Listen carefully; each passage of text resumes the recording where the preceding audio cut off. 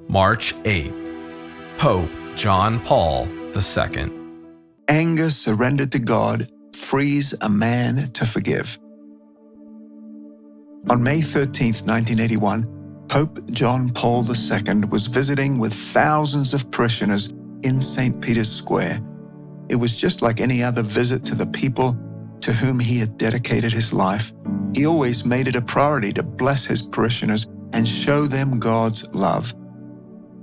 The crowds cheered as he passed by, and they greeted him with smiles and waving hands. The weather was pleasant, peaks of sunlight shining through the clouds on the people who stood behind barricades, reaching out toward John Paul. The Pope reached out to them too, blessing the people. He stood in his open white car as it slowly made its way down the street. Someone placed a little girl in his arms, and he held her gently, blessing her with father-like warmth. Moments after he had handed her back, a cracking sound echoed through the air. A pop, simple and sudden, cut through the noise of people calling the Pope's name. Cheers turned into screams, and pain shot through the Pope's body. A second hit, a third, and then a fourth.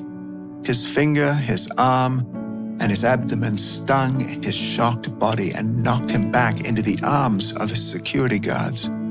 His eyes danced around to make sense of what was happening as the world quickly blurred away. Pope John Paul II had been shot. Suddenly, a man who had been standing close to the Pope darted from the crowd.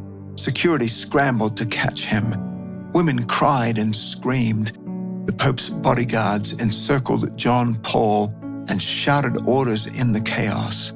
What had been a gentle breeze brushing his skin turned into a great wind in his face as the vehicle zoomed toward the nearest hospital. The emergency attendants confirmed the Pope's blood pressure had fallen and he had lost consciousness. His heart rate had slowed. The doctors decided there was a need for emergency surgery. Then, as he was being prepped, his secretary came forward and administered his last rites. As they rushed him into surgery, the doctors worked to stop the internal hemorrhaging. It turned out that one of the bullets had missed a main artery by a fraction of an inch.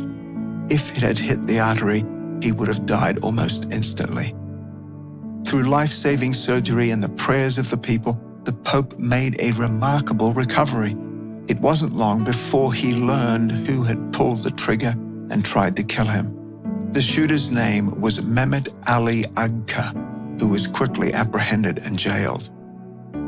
As John Paul lay in ICU, hooked up to machines and IVs, and bound to his hospital bed, he made a decision that he would put his words of faith into practice.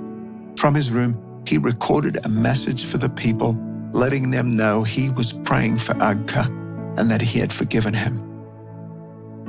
2 years later, he visited Agca in prison, and there's a famous picture of John Paul leaning gently toward his would-be assassin as they sat together and talked privately. The Pope would never reveal what he had said, but what he did say is, "I forgave him because that is what Jesus teaches us to do. He teaches us to forgive." Certainly, forgiveness does not come spontaneously or naturally to people, he wrote. Forgiving from the heart can sometimes be heroic. Thanks to the healing power of love, even the most wounded heart can experience the liberating encounter of forgiveness. Real peace rests above all on mutual acceptance and a capacity to forgive from the heart. We all need to be forgiven by others, so we must all be ready to forgive. Asking and granting forgiveness is something profoundly worthy of every one of us. Ephesians 4:26 says, "In your anger, do not sin. Do not let the sun go down while you are still angry." Who can you forgive from your heart today? Anger surrendered to God frees a man to forgive.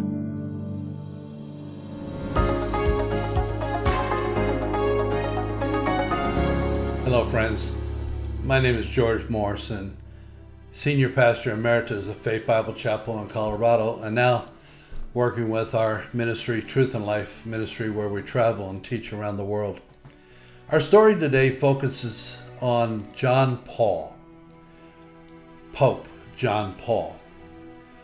This man, aside from being the fact that he was Pope, was an extraordinary individual. He practiced what he preached.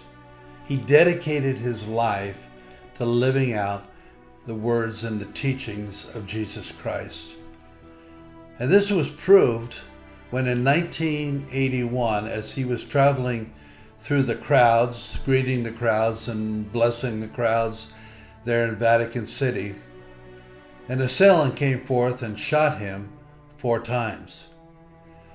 His life was spared by the doctors then, and immediately he forgave the individual who shot him. Now you might say, well, that's what he's supposed to do. And that's exactly right. That's what we're all supposed to do. But put yourself in his place at that particular moment in the days after. He had a choice to make, whether or not he was going to forgive the individual or not.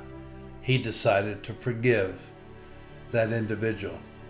Several years later, he visited his assailant in prison. And we don't know what that conversation was about because he never revealed it. But you can count on the fact that I believe he talked about the love of God and the love of Jesus Christ. I'm sure he ministered to that individual at that particular moment. The challenge for us today is, can we forgive so quickly? Can we continue our lives of living out the words of Jesus? So I challenge you today, whatever has happened to you, you need to make a choice to forgive as Jesus has forgiven you. And it's amazing the freedom that comes after we step out and follow the words of Jesus. Thank you.